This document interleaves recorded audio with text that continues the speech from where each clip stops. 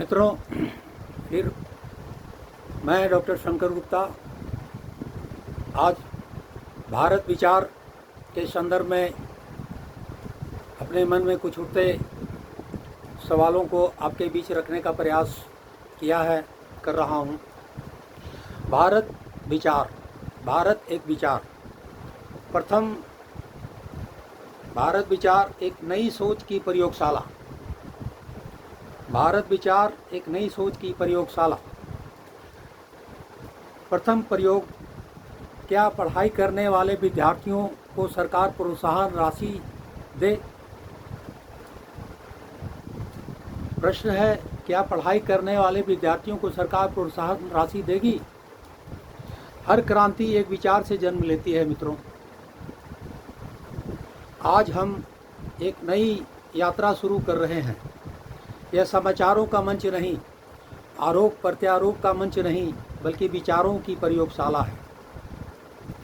इस प्रयोगशाला में हम केवल समस्याओं की चर्चा नहीं करेंगे, बल्कि ऐसे समाधान खोजेंगे जिन पर देश खुलकर बहस कर सके। आज का पहला प्रयोग शिक्षा पर है।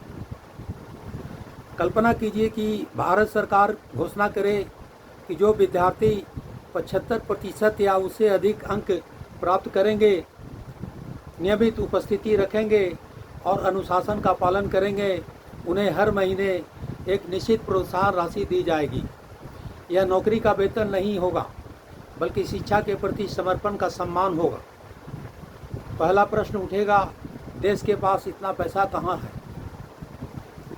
लेकिन मैं भी एक प्रश्न पूछता हूँ, यदि एक विद्यार्थी गरीबी के कारण पढ़ाई छोड़ देता है तो उसका नुकसान केवल उसके परिवार का होता है या पूरे राष्ट्र का?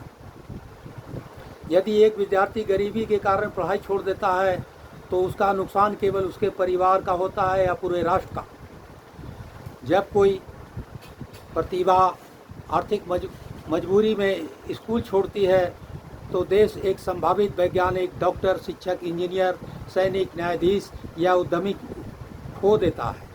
इस नुकसान की कीमत किसी बजट में दिखाई नहीं देती, लेकिन इसका प्रभाव पीढ़ियों तक रहता है। इतिहास बताता है कि जिन देशों ने शिक्षा को खर्च नहीं बल्कि निवेश माना, वे विज्ञान, तकनीक, उद्योग और नवाचार में आगे बढ़े। किसी भी राष्ट्र की सबसे बड़ी पूंजी उसके बच्चे होते हैं। लेकिन इस विचार के साथ सावधानी भी आवश्यक है। क्या केवल 75% अंक ही पर्याप्त है?